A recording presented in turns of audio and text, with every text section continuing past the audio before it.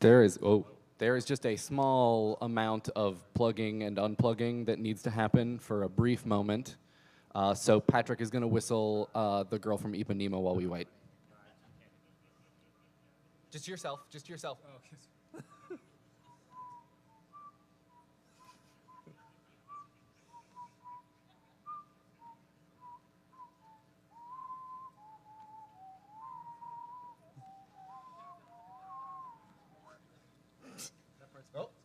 Oh, nope, that's not a slide. That's not a slide. Oh, that's the Yeah! Can you read this okay, Patrick? Patrick's got a computer. The last thing I need is juice.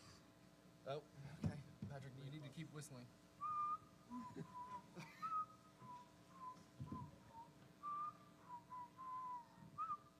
We start out the show looking like we don't know what we're doing so that when we start talking, we're much more impressive. I don't know that. Is this close enough? Oh.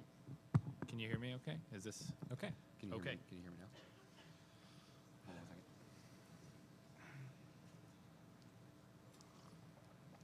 second. Okay, I think I'm ready. We're ready?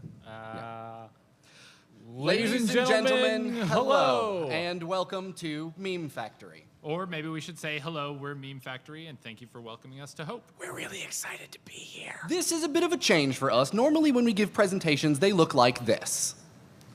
Three of us with three computers on three screens, speaking really quickly and showing more stuff than you could possibly absorb in an attempt to mimic the real-life experience we all have of being immersed in the internet. At this point, we've done something like 10 or 12 shows about the internet, and we've even started writing a book about internet memes. Which, God willing, will be out by Christmas. We hope you'll buy a copy. Ding.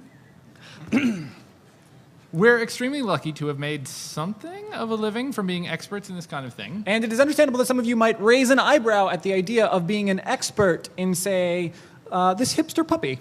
Being an expert in this little dog, or really humor like this picture of this little dog, means yes, we know that this is funny, or maybe funny, but that also we know why it's funny. And beyond why it's funny, how it managed to get to the point of being funny. So we explain jokes, basically. But we know what all of you are thinking. Doesn't explaining jokes ruin them? Why would you ruin jokes? Well, as common as these jokes are to the internet communities that make them, so many of the internet memes and inside jokes and hilarious media that exist out there are still largely ignored by the general public. You might be able to imagine what we feel like every time we try and explain what we do to, like, a regular.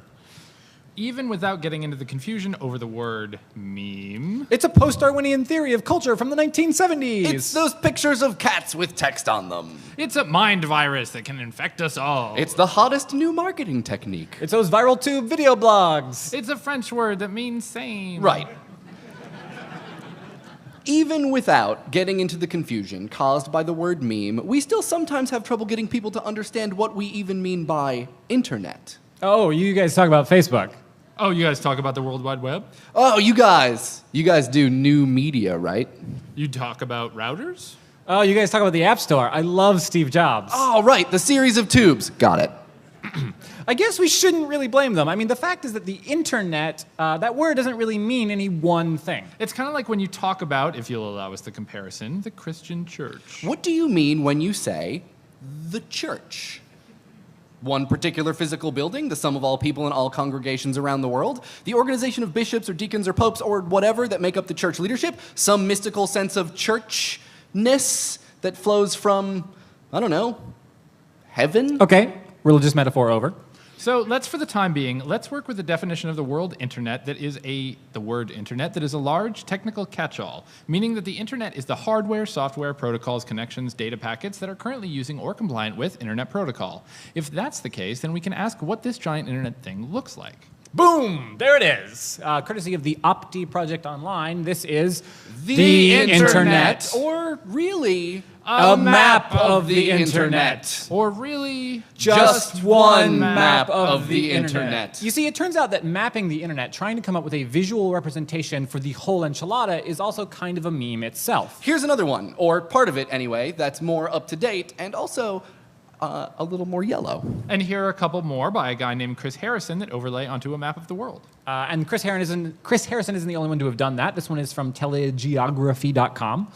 But you also have ones that overlay websites and other web things onto imaginary subway systems, like this one by Oral Yaquel. Or this one by Oliver Reichenstein from Information Architects. This one is from the Web 2.0 Summit, and it's like cute and sort of like imaginary, and there's funny islands, but it's really just filled with what look like business logos. And here's another one that we found on Info Aesthetics. And that's not even to mention the whole slew of maps drawn in the recent Internet Mapping project uploaded by Kevin Kelly of a few years ago. Apparently, mapping the internet is not only a meme, but a pretty popular one. The NSA made this one 10 years ago. We wrote this whole presentation in the last 2.5 hours. That's true, the last 2 hours. Though, of all of these variants and styles, one of the most well-known maps is another one that was made by XKCD. Which isn't just a map of the internet, but more specifically, a map of online communities. Facebook and Twitter and Skype and 4chan. And all this stuff pictured here is just software running on hardware that communicates with other software running on other hardware. We use these abstractions, these maps, to help us make sense of what the internet is, but it's easy to lose sight of the fact that the internet... It's people. So let's, for the next time being, forget our technical catch-all and try out a more humanist one that assumes that the internet is the sum of all human actions taken on and with it. Sure, there are a lot of bots and servers and demons out there, digital entities that have intentionally personifying names, which take actions and make connections and produce media who aren't human at all. But the software and the hardware, that's all something that people are doing. People build these things to facilitate and enhance all of the different things that we want to do. And where these behaviors and desires happen to be limited by technology or by the government, well, then those people need to step in and do it themselves.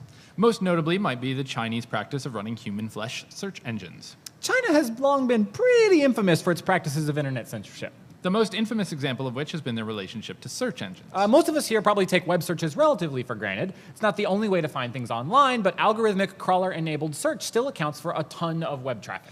In the absence of reliable algorithmic searches, groups of Chinese internet users began to gather together to perform searches through a more collaborative and brute force measure. Essentially creating de facto research groups, sometimes hundreds, sometimes thousands of people, willing to help look for something.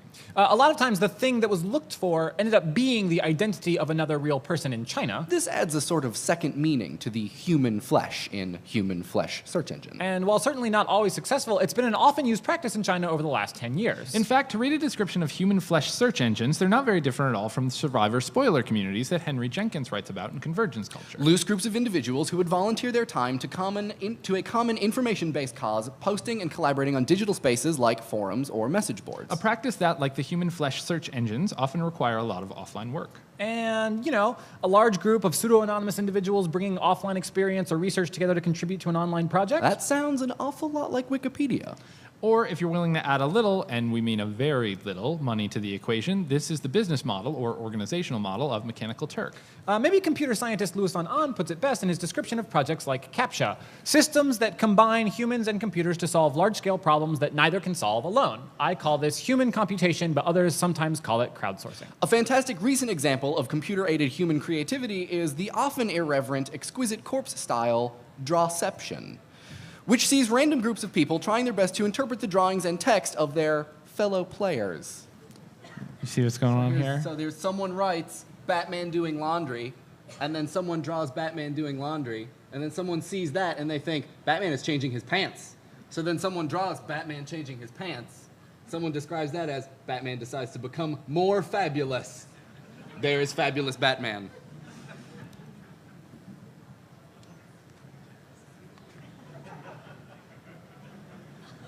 There's a lot of pants-related ones. I really like this one.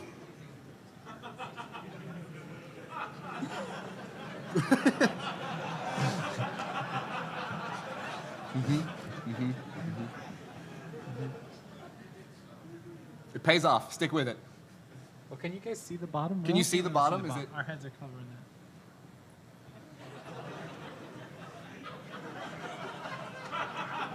It's Don Corleone. Okay, and the results, why not as large a scale as Survivor Spoilers, Wikipedia, or Mechanical Turk, they are at least very funny. Okay, but before we move on, we think it's important to point out one of the big common threads in all these projects. Collaboration. We think that collaboration is an obvious central component to what makes so much of the internet so awesome. And it's a big part of what make internet memes what they are. And even though lightning speed, persistent, international digital collaboration may feel completely new and different sometimes, it's important to remember that groups of people have been getting together to do more than the sum of their parts for as long as they've existed. We might be hitting the metaphor too hard, but the theorist Emil Durkheim, who kind of invented sociology, he believed that it was the power of social collaboration and people's attempts to explain that power before they could really understand it, which was the actual origin of religion. Like, sure, in the last 10 years, we've become really comfortable with the concept that groups of people collaborating can produce some incredible results. But if you were an early human with little to no language and no Facebook account, you might be so mystified by the effectiveness of groups that you attributed that power to one deity or another. But let's jump back to modern day. You've got Reddit's Random Acts of Pizza, a place where those who are down on their luck can request that someone spring for their pizza dinner, and that those who are able and willing to assist do exactly that. Random Acts of Pizza stands as an example of how a new kind of civil collaboration where instead of unleashing their id, people turn into kind, caring, giving citizens. We also see the effects of distributed collaborative work in the online gene sequencing game Philo. Philo is a competitive online game which assists researchers in determining genetic patterns which can cause diseases. And the thing is, it actually works. It's funny when you think about it. No matter how sophisticated this online collaborative work is, collaborating to get dinner and stay healthy is probably exactly what early humans were working on too. But the human experience isn't all about biological necessities. As people, we also have social or societal needs. These social needs are most focused on how we treat one another, the behaviors that we adopt to negotiate life around other people. One of those behaviors is resistance. Advocacy.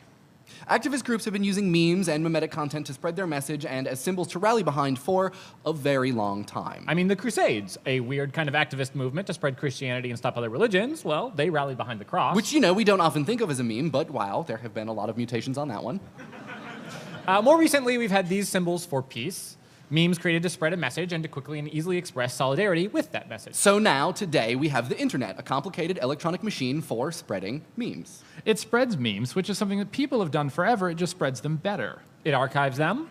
So unlike having a conversation or singing a song to another person, you don't have to be there every time the conversation is had or the song is sung. It broadcasts to everyone with access immediately and simultaneously so that the ordinary limit to the number of people or the physical location of the people you're trying to share your message with is just gone. And the third thing is access. With television, messages could be pre-taped, and with the invention of VCRs and DVRs, the message could be played back whenever you like.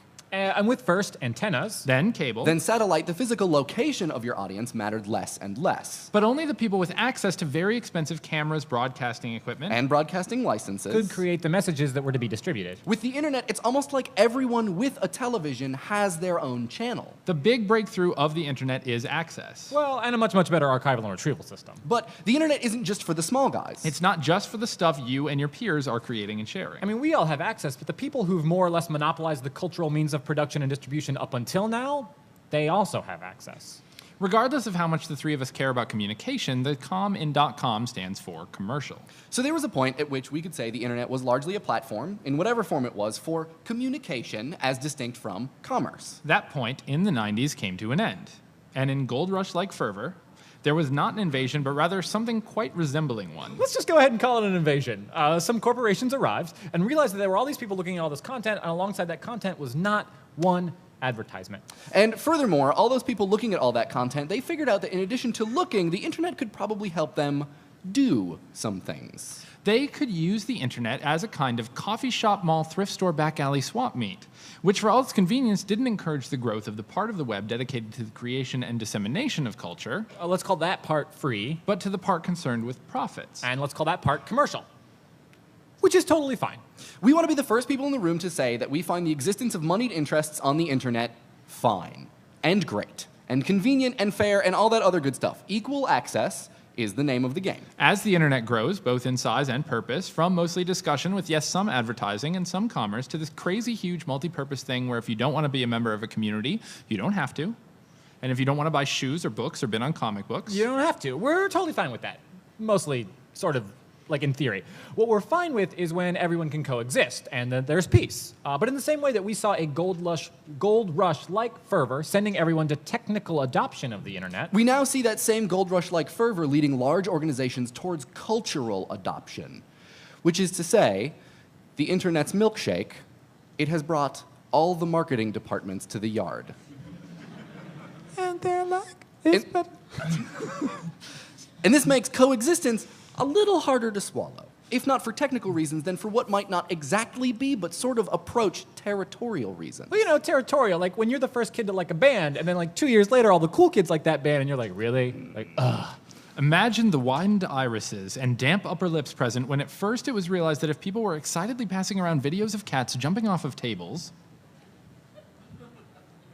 or kids falling into ravines, made for almost literally $0, they would certainly excitedly pass around multi-million-dollar promotional material for their favorite Cover your ears if you're sensitive to foul language. brands. Mostly it hasn't worked because the logic of the free culture and the logic of the commercial culture are almost exclusively opposed. Like what is common on one is rejected on the other. What excites one is terrifying to the other, and what is successful in one will tank on the other. Except for Tosh.0, it would seem. Which is about as surprising to us as proof the world is round was to the Portuguese in 1521. Also, fuck this guy.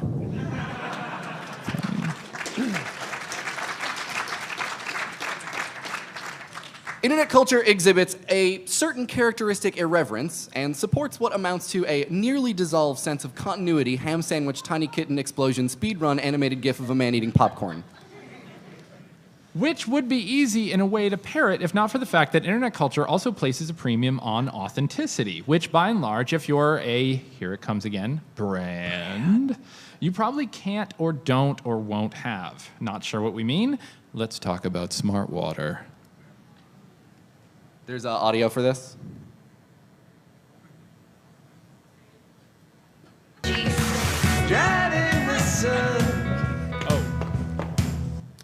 Sorry. We're professionals. We are professionals. We have done this before. Like a G6, like a G6. Now I'm feeling so fly, like a G6. Hi. Hi. How you doing? I'm good. What are you doing? I'm lip syncing. Yeah, no, I know that, and it's really, really adorable. But do you know any songs about water? No. Hi, I'm Jen Aniston, and I'm here to talk to you about smart water. But in this day and age, apparently, I can't just do that, can I? Can't just tell you that smart water is the smartest, best tasting water that's out there. I have to make a video, apparently, that turns into a virus. Viral. So, We need the video. We to go auditioned for viral. these roles, but they right, sorry, viral. they didn't cast us. Thank you. This is why I have these three lovely internet boys here to help me. So, apparently, well, animals are huge online. Do we have animals? Oh, oh, so sweet. Can you say, I love smart water? Out of there! I love smart water. Rachel, I love your hair. It's a joke about friends. Okay, that's enough. I don't want to, let's try to think of... The stop point. And then let's talk about Old Spice. Now back to me. Now back at your man. Now back to me. Sadly, he isn't me. But if he stopped using lady-scented body wash and switched to Old Spice, he could smell like he's me. Look down. Back up. Where are you? You're on a boat with the man your man could smell it. What's in your hand? Back at me. I have it. It's an oyster with 2 tickets to that thing you love. Look again. The tickets are now diamond.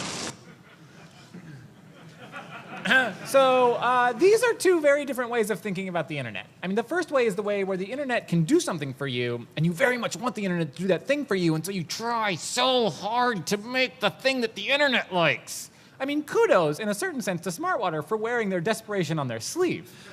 Other brands, ones we care not to mention, if for no other reason than why give away any more free advertising than we already have. Old Spice, Smart Water, if you want, you can mail us dollar bills to the Meme Factory headquarters in Brooklyn. Other brands have more than once set off on the nearly impossible task of attempting some kind of agility with respect to seizing the internet moment, which is to say, making some marketing material which co-ops what's hip on the internet.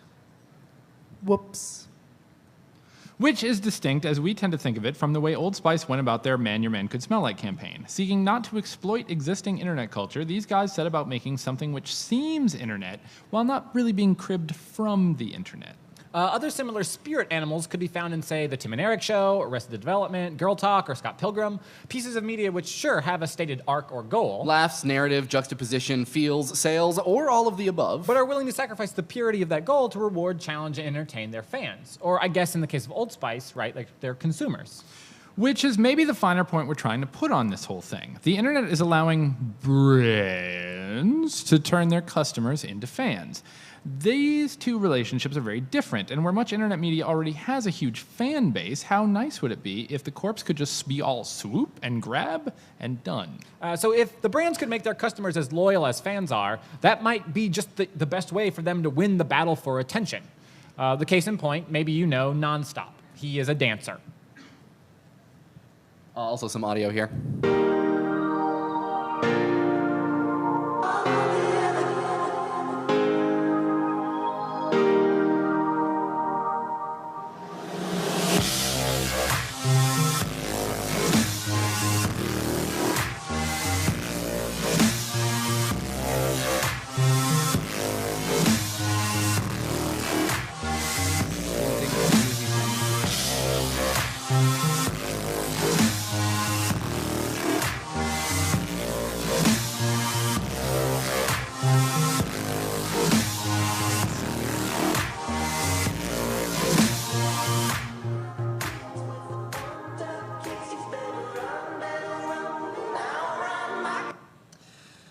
So as far as French Middle Eastern poppin' lockers who are really into dubstep go, this guy is basically royalty. And this screenshot up here is actually a couple months old, and in the intervening time, this video has received another 12, ready, million views.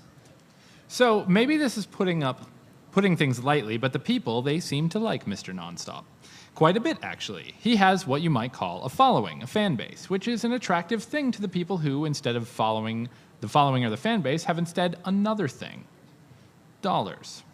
The union between the person with the following and the person with the dollars, especially in an internet situation, can go really either way. It just so happens, though, that in the way that we're talking about to show you, that it goes actually rather well.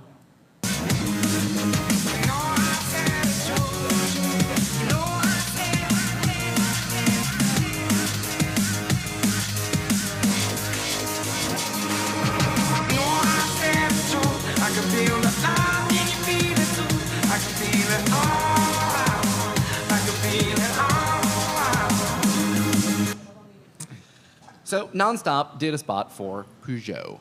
And it's pretty good. I mean, it's pretty not bad. It's pretty. I mean, I like it. So when we started this whole conversation, it was about coexistence. It was about the free and the commercial living together in authentic, non-co-opting, equally beneficial, technologically determined coexistence. And here we are. We've made it. When we talk about coexistence, it seems weird to make a piece of advertising our example par excellence. But in a way, it really is. Nonstop gets to dance, his fans get to see him dance. The music is totally in his wheelhouse. It's even new music, unreleased before the spot started making the rounds. And it's pretty good music, too. There just happens to be a car in the background. I mean, for the first few minutes of the video, it's even a little unclear that it's an advertisement at all, which is pretty nice. Because as Penny Arcade has recently reminded everyone with their Kickstarter campaign, people hate advertising. Which means people can feel a little less guilty about liking it and a little less guilty about sharing it, and we feel a little less guilty about having shown it to you guys. So also, full disclosure, none of us owns a Peugeot or really knows the correct pronunciation of Peugeot. Someone shouted out a correct pronunciation? Peugeot. My girlfriend is English, and she tried to teach me how to say, and after 5 minutes, I was like, it's just not going to happen. Puget. Puget. Peugeot. Oh, Puget. It's just like the sound. It's just like that place that we That's what have. it sounds like. So what they, Peugeot, did here was to exhibit what we might call media awareness. They paid attention to what is good, and not like mainstream, zoomed-out aerial view, general concepts and practice is good, but rather like they found a guy who was doing a good thing, and then they probably handed him a big bag of money, and they told him to do the good thing he does well in front of one of their products, and hey, everyone, that's a wrap. Who wants Thai food? And even, this talk of good, it's really complicated. I mean, says who? I mean, well, clearly 56 million views says so, but remember how when we were talking about the old guard not being so good with new media and the new media not really being into the way the old guard does business, how free and commercial they're not exactly bosom buddies.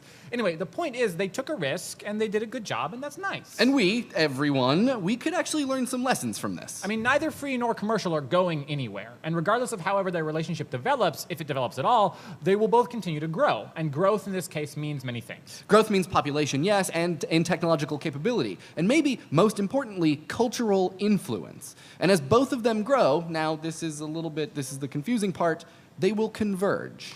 Nonstop's Peugeot spot, that's a bit of a convergence, but a small one and a familiar one. Someone with a talent is paid to perform that talent. The wild card here is that his talent was found on the internet.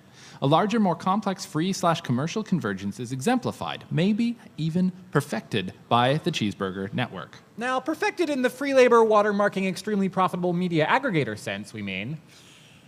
Okay, no, but really, Cheeseburger has its flaws, but as a major player in what we will right here casually refer to as the mainstreamification of the internet, there are actually a fair number of things that they really, really get right. Things like how internet culture is really entertaining and really empowering, but the places it really happens, ground zero, so to speak, aren't really for everyone. They are crowded, more than a little confusing, and sometimes they have really high barriers to entry. Sort of like the real Ground Zero, actually. But that doesn't mean that my mom or your sister or this guy's dad or this lady's cousin Jim shouldn't be able to experience the wonder and awe that is Hannah Montana raccoon repellent. Ow! Ow! Will you quit? I'm ready for some Hannah Montana coon repellent.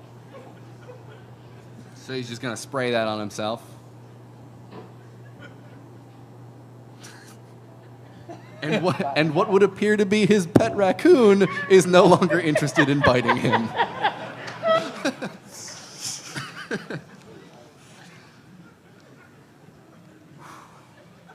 It gets me every time.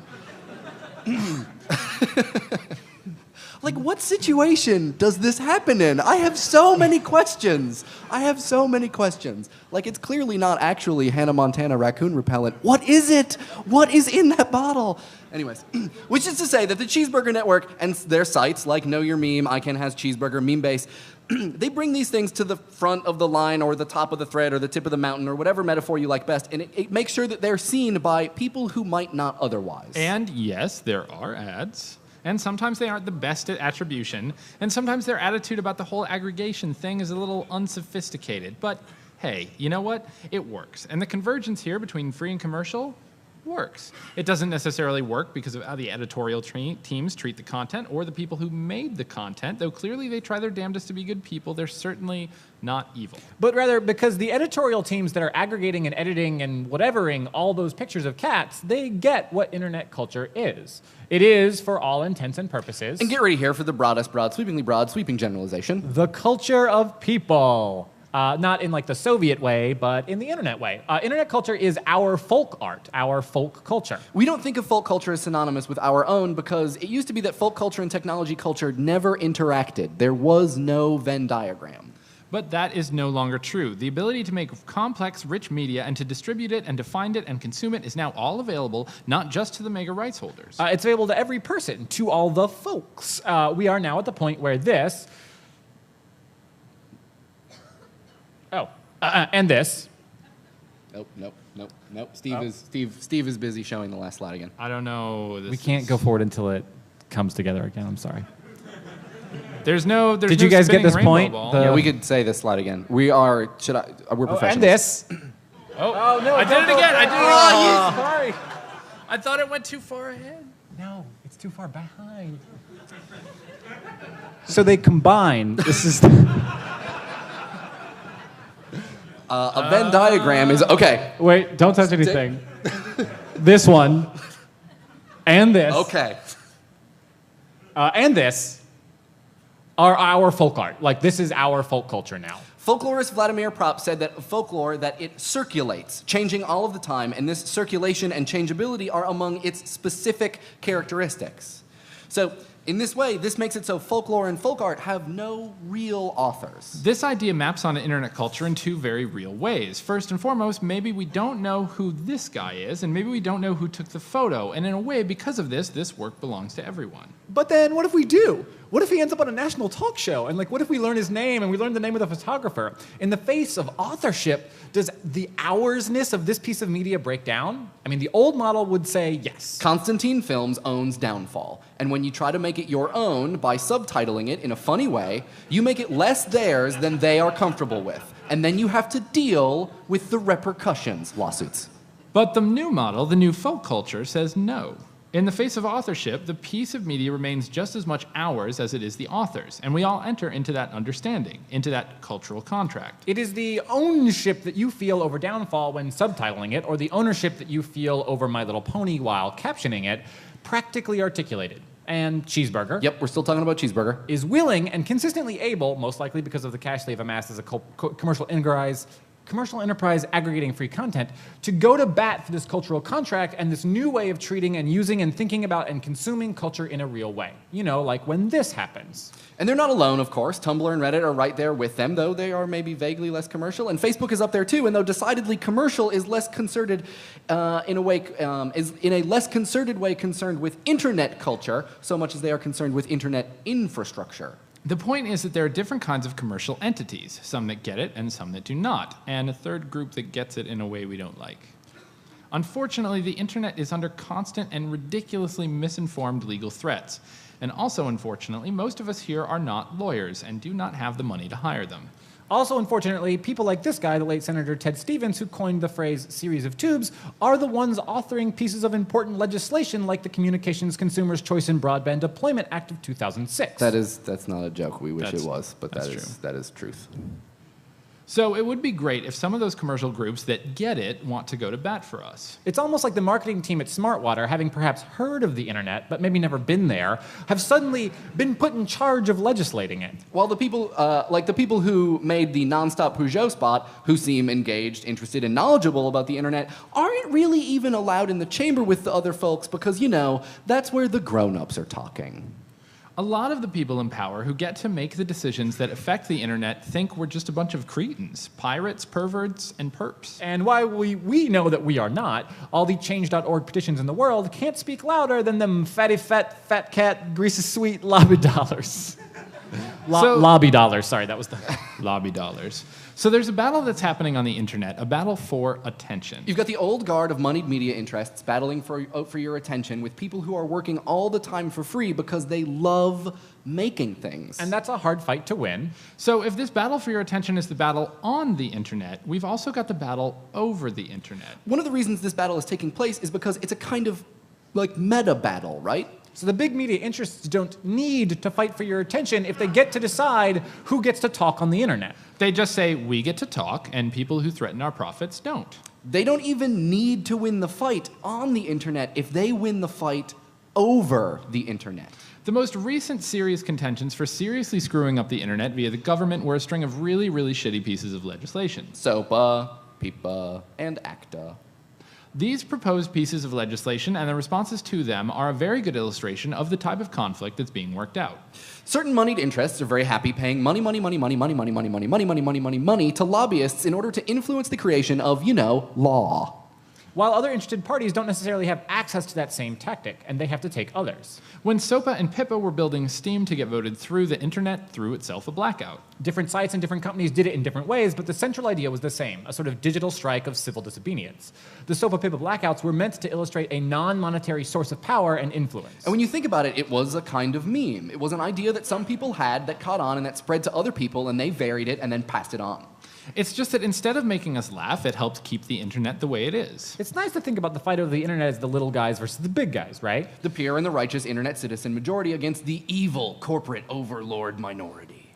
But the blackout was a reminder that today's fight over the internet, in the United States anyway, isn't David versus Goliath. It's Goliath versus Goliath. You have entrenched media conglomerates versus emerging but powerful internet companies.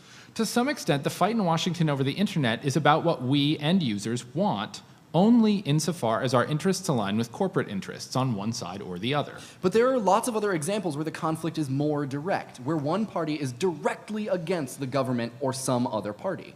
Take, for instance, the anti-Scientology protests staged by Anonymous. This isn't the King of the Hill contestation over some third separate goal. These two groups never vied for control of some other thing. The conflict was direct and head-to-head. And this pattern holds pretty true for most of Anonymous's more political actions. For instance, when Anonymous users came to the defense of WikiLeaks, Or went on the offense against web security firm HB Gary. or any of the various actions performed by or attributed to LulzSec, Even their involvement in Tunisia had a distinctly us versus them feel. One notable thing, though, about all these actions is how they're organized. Because for the most part, without a strict or central form, Anon projects look like this. A set of instructions uploaded to the web in the hopes that others, maybe dozens, maybe hundreds, maybe thousands, might take up these instructions and contribute to the effort. And sometimes they do, and sometimes they don't.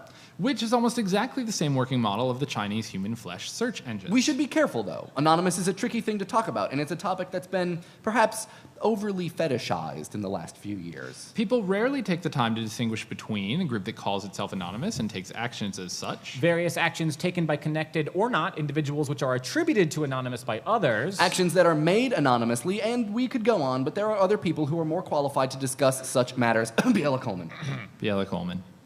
It's no surprise that Anonymous's political actions might be dripping with memes or mimetic behavior, though. I mean, given, recent web history. But there are a lot of local examples that we can talk about in the same way. Consider the Tea Party and the Occupy movement. Both of these groups, movements, ideas, they are each against the government in their own way. One of the Tea Party's main talking points is less government, and Occupy Wall Street might not want smaller government, but they are against the business-as-usual state of the country. And if we want to be cute about it, well then Occupy Wall Street is also a meme. It's a central set of ideas that can be transmitted, altered, and copied. In addition, though, the events surrounding OWS sparked more than a few more traditional internet memes. The most notable of which is this guy. Pepper Spray Cop wasn't actually in New York City at all. He was on the campus of University of California, Davis. And the internet has learned, oh my, the internet has learned what to do with images like this.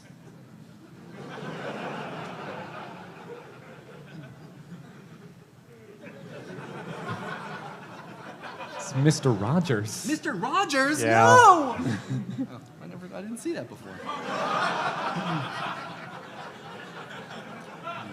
So this kind of thing is no surprise these days. I mean, image macros, right? We love these things. But this is a new twist on a very old tactic, nonviolent resistance. I mean, during the Civil Rights Movement, Martin Luther King Jr. advocated for nonviolence in all protests and activities. When something like this is photographed, a man walking down the street being viciously attacked by dogs on leashes held by men with guns, the image delegitimizes the opposition. This image works for the protesters. It says, all we're doing is walking, and look what they're doing to us. Pepper Spray Cop has been remixed over and over again, but documenting violence and abuse to gain support for your cause is as old as Gandhi, really.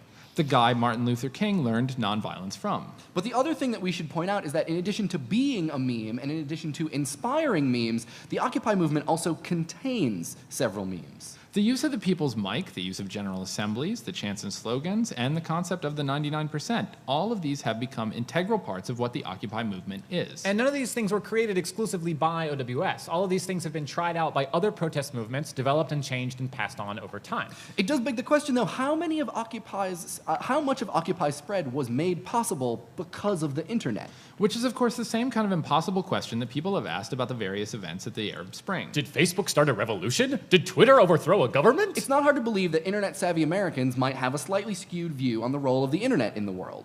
What do we mean? Well, as it turns out, the internet is not global, even a little. Well, okay, so maybe a little, but not much more than a little. The truth of the matter is that the internet is still growing in almost every way. One thing that we struggle with and struggle to remember is that although we think of the internet as a global internet, it really is in a certain sense the American-European internet. The cross-cultural warm fuzzies we feel about being able to visit foreign websites, look at foreign media, support foreign causes, are really only of a poetic importance. We are far from any kind of internet saturation point in vast parts of the globe. Notice, most of Africa is not even represented on this map. And China, though a large segment, is only at 20 to 40% internet saturation by population. And while we're very attracted to this idea of user-generated culture as a way to talk about the state of the world, the fact of the matter is that many countries don't have near as much user-generated content as we do. And many countries that do have the internet are resharing the UGC of countries with higher saturation. There are American and European memes everywhere. So we put on our party hats to celebrate all the great things a global network can accomplish, but then we also put on our other hat, knowing full well that the network is not really global, knowing that this is something we have to work at, a goal we need to be aware of as programmers, researchers, anthropologists, artists, and even users. We're not saying that the US internet usage is more important than any other country's usage. We're saying that it can sometimes be very hard for us to understand what internet culture is like in other places around the globe. I mean, take this example from Brazil, for instance. The campaign to save the galval birds. It turns out a few smart Brazilians noticed that Americans on Twitter loved to join what they thought of as humanitarian causes. Countless Twitter users made their avatar pick green or set their location to Tehran to support the Iranians. And 2 years later, a lot of people started adding these Stop SOPA banners to the bottom of the same. So these Brazilians, they figured out that if the Americans are so keen on tweeting and retweeting for various causes... And so, Save the Galval Bird campaign began. Asking people to tweet and retweet Cala Boca Galval in order to save these endangered birds. Except there are no birds. And Cala Boca Galvao actually translates to shut up Galvao, and Galvao is the name of a particularly unpopular Brazilian sportscaster. Whoopsie. Though, to be fair, as a political example, this one is pretty low stakes. But remember when we mentioned China earlier? We recently got a chance to see digital artist, I'm sorry, I'm going to murder this, An Zhaomina, talk about any number of Chinese internet memes. Which is good for us because our attempts to research Chinese internet memes look a lot like this.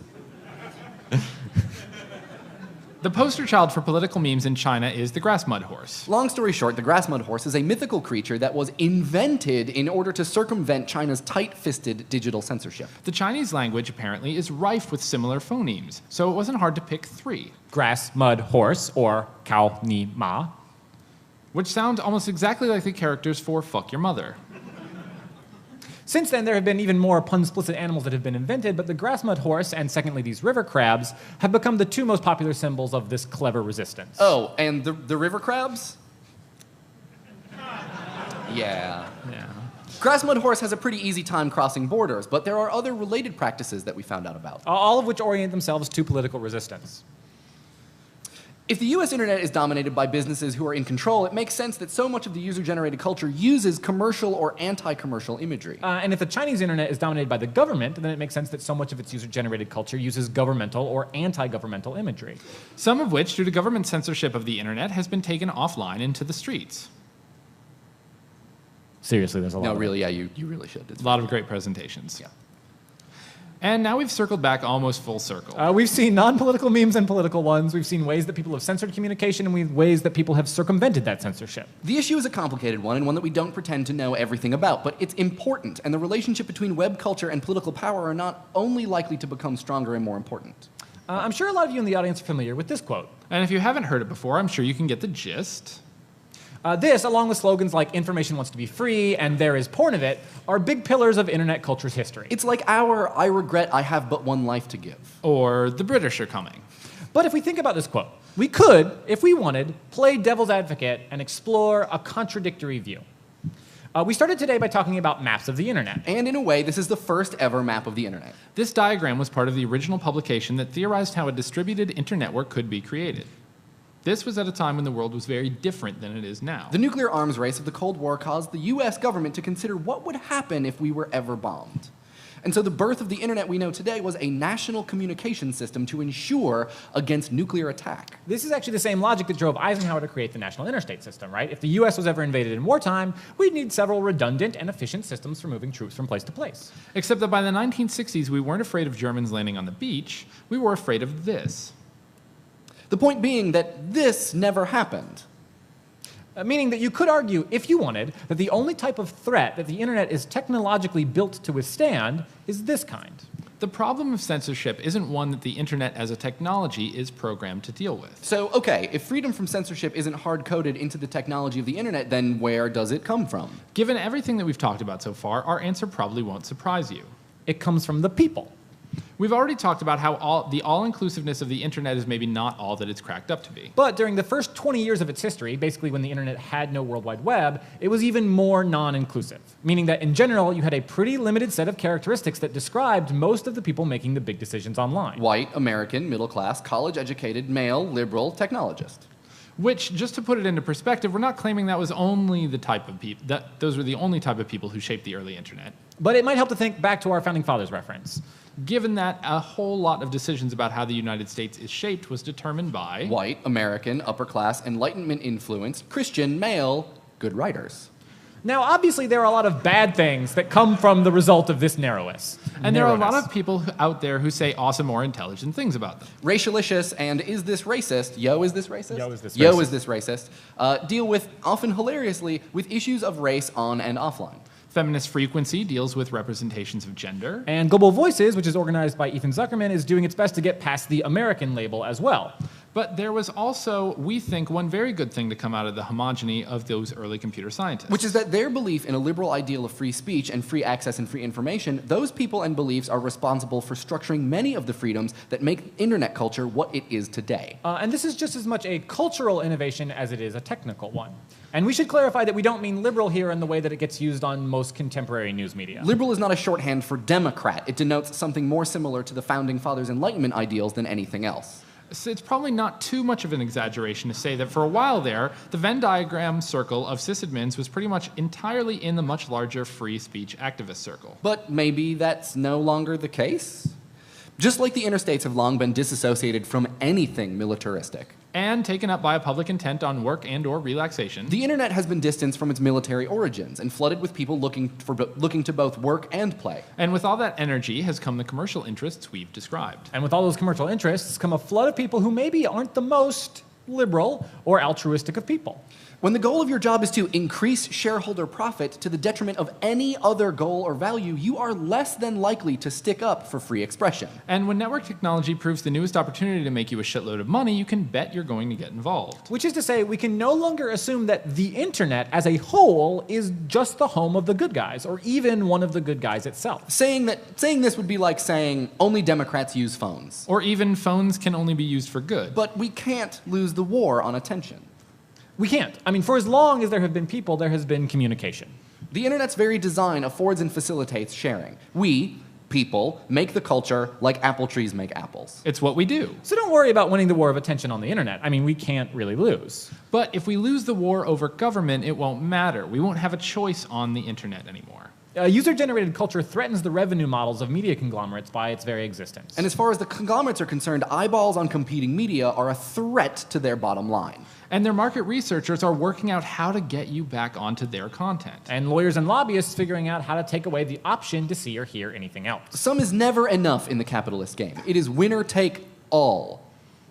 Countries like China and Iran give us a window into a world where we've lost the battle over government and powerful forces control who can talk and what they can say on the internet. Censorship and human rights abuses that take place in countries like those inspire us to advocate for change in those countries. And provide a real motivation to win the battle over government here. We don't want that world for ourselves, and we don't want to pass a Chinese or Iranian-style internet on to our children. But what if we lose? What if a Chinese or Iranian-style internet becomes the model for the internet worldwide, protecting either corporate or government interests at the expense of everyone who isn't a member of the elite? If we lose the battle over government, the next struggle will be a battle against the internet.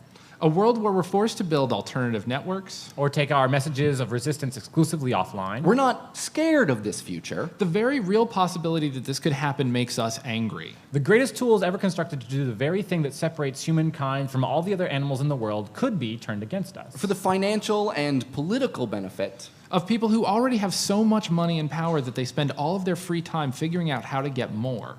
There are a lot of things that we can do to prevent this future. And a lot of organizations and people here at the conference you can collaborate with to make today's internet better and more resistant to this kind of top-down control. But still, there may come a time when, for the good of all of us, we might actually have to kill the internet.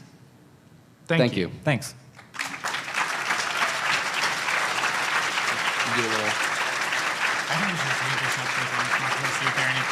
Okay.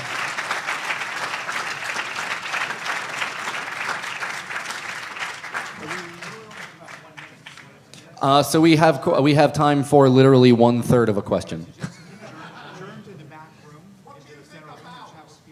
Oh, actually, we Yes. only have 60 seconds, so we're going to go to the back, and if you have questions, we can do it back there. Yeah, we'll go to the back room. If you have questions, you can talk to us. We'll be hanging out back there. Just follow the sound of the Venn diagram slowly moving. Oh. Thank you. Thanks. It is totally. That flows from, I don't know, heaven? Okay, religious metaphor over. So for the time being, let's work with the definition of the word internet that is the word internet that is a large technical catch-all, meaning that the internet is the hardware, software, protocols, connections, data packets that are currently using or compliant with Internet Protocol. If that's the case, then we can ask what this giant internet thing looks like. Boom! There it is. Courtesy of the Opti Project Online, this is The internet. Or really, A map of the internet. Or really, Just one map of the internet. You see, it turns out that mapping the internet, trying to come up with a visual representation for the whole enchilada, is also kind of a meme itself. Here's another one, or part of it anyway, that's more up to date and also a little more yellow. And here are a couple more by a guy named Chris Harrison that overlay onto a map of the world. And Chris Harrison isn't the only one to have done that. This one is from telegeography.com. But you also have ones that overlay websites and other web things onto imaginary subway systems, like this one by Oral Yaquel. Or this one by Oliver Reichenstein from Information Architects. This one is from the Web 2.0 Summit, and it's like cute and sort of like imaginary, and there's funny islands, but it's really just filled with what look like business logos. And here's another one that we found on Info Aesthetics. And that's not even to mention the whole slew of maps drawn in the recent Internet Mapping Project uploaded by Kevin Kelly of a few years ago. Apparently, mapping the internet is not only a meme, but a pretty popular one. The NSA made this one 10 years ago. We wrote this whole presentation in the last 2.5 hours. That's true, the last 2 hours. Though, of all of these variants and styles, one of the most well-known maps is another one that was made by XKCD. Which isn't just a map of the internet, but more specifically, a map of online communities. Facebook and Twitter and Skype and 4chan. And all this stuff pictured here is just software running on hardware that communicates with other software running on other hardware. We use these abstractions, these maps, to help us make sense of what... We're extremely lucky to have made something of a living from being experts in this kind of thing. And it is understandable that some of you might raise an eyebrow at the idea of being an expert in, say, this hipster puppy. Being an expert in this little dog, or really humor like this picture of this little dog, means yes, we know that this is funny, or maybe funny, but that also we know why it's funny. And beyond why it's funny, how it managed to get to the point of being funny. So we explain jokes, basically. But we know what all of you are thinking. Doesn't explaining jokes ruin them? Why would you ruin jokes? Well, as common as these jokes are to the internet communities that make them, so many of the internet memes and inside jokes and hilarious media that exist out there are still largely ignored by the general public. You might be able to imagine what we feel like every time we try and explain what we do to, like, a regular. Even without getting into the confusion over the word meme. It's a post-Darwinian theory of culture from the 1970s. it's those pictures of cats with text on them. It's a mind virus that can infect us all. It's the hottest new marketing technique. It's those viral tube video blogs. It's a French word that means same. Right. Even without getting into the confusion caused by the word meme, we still sometimes have trouble getting people to understand what we even mean by internet. Oh, you guys talk about Facebook. Oh, you guys talk about the World Wide Web? Oh, you guys do new media, right? You talk about routers? Oh, you guys talk about the App Store. I love Steve Jobs. Oh, right, the series of tubes. Got it. I guess we shouldn't really blame them. I mean, the fact is that the internet, that word doesn't really mean any one thing. It's kind of like when you talk about, if you'll allow us the comparison, the Christian church. What do you mean when you say the church? One particular physical building, the sum of all people in all congregations around the world, the organization of bishops or deacons or popes or whatever that make up the church leadership, some mystical sense of churchness. There is just a small amount of plugging and unplugging that needs to happen for a brief moment. So Patrick is going to whistle the girl from Ipanema while we wait. Just to yourself, just to yourself.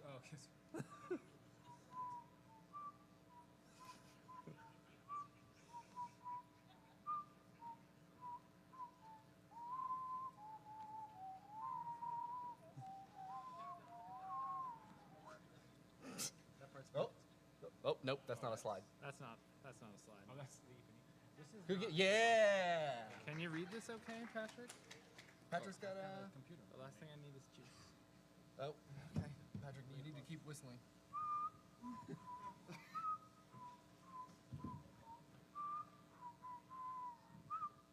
We start out the show looking like we don't know what we're doing so that when we start talking, we're much more impressive.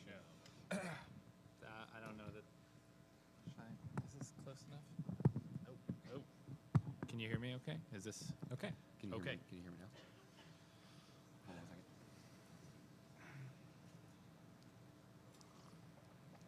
second. Okay, I think I'm ready.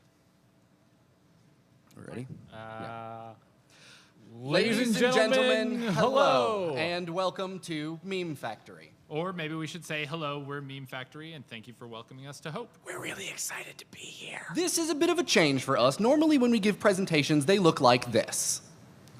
3 of us with 3 computers on 3 screens, speaking really quickly and showing more stuff than you could possibly absorb in an attempt to mimic the real-life experience we all have of being immersed in the internet. At this point, we've done something like 10 or 12 shows about the internet, and we've even started writing a book about internet memes. Which, God willing, will be out by Christmas. We hope you'll buy a copy. Ding.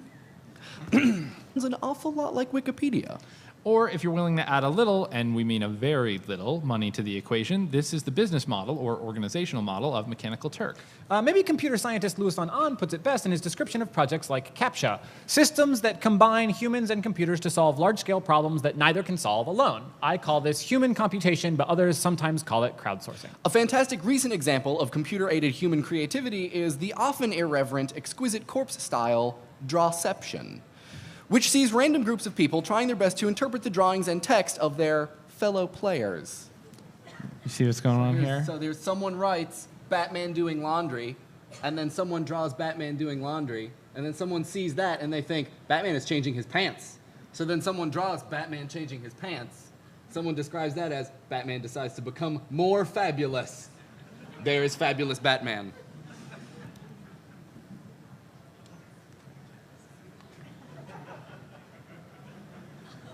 There's a lot of pants-related ones. I really like this one.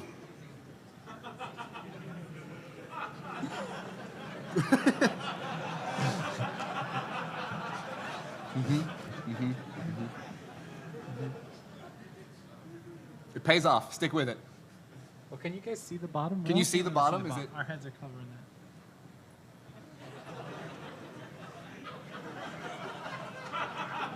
It's Don Corleone. Okay, and the results, why not as large a scale as Survivor Spoilers, Wikipedia, or Mechanical Turk, they are at least very funny. Okay, but before we move on, we think it's important to point out one of the big common threads in all these projects. Collaboration. We think that collaboration is an obvious central component to what makes so much of the internet so awesome. And it's a big part of what make internet memes what they are. And even though the internet is, but it's easy to lose sight of the fact that the internet... It's people.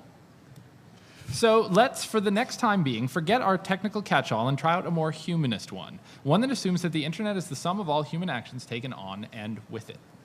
Sure, there are a lot of bots and servers and demons out there, digital entities that have intentionally personifying names, which take actions and make connections and produce media who aren't human at all. But the software and the hardware, that's all something that people are doing. People build these things to facilitate and enhance all of the different things that we want to do. And where these behaviors and desires happen to be limited by technology or by the government, well, then those people need to step in and do it themselves. Most notably might be the Chinese practice of running human flesh search engines. China has long been pretty infamous for its practices of internet censorship. The most infamous example of which has been their relationship to search engines. Most of us here probably take web searches relatively for granted. It's not the only way to find things online, but algorithmic crawler-enabled search still accounts for a ton of web traffic. In the absence of reliable algorithmic searches, groups of Chinese internet users began to gather together to perform searches through a more collaborative and brute force measure. Essentially creating de facto research groups, sometimes hundreds, sometimes thousands of people, willing to help look for something.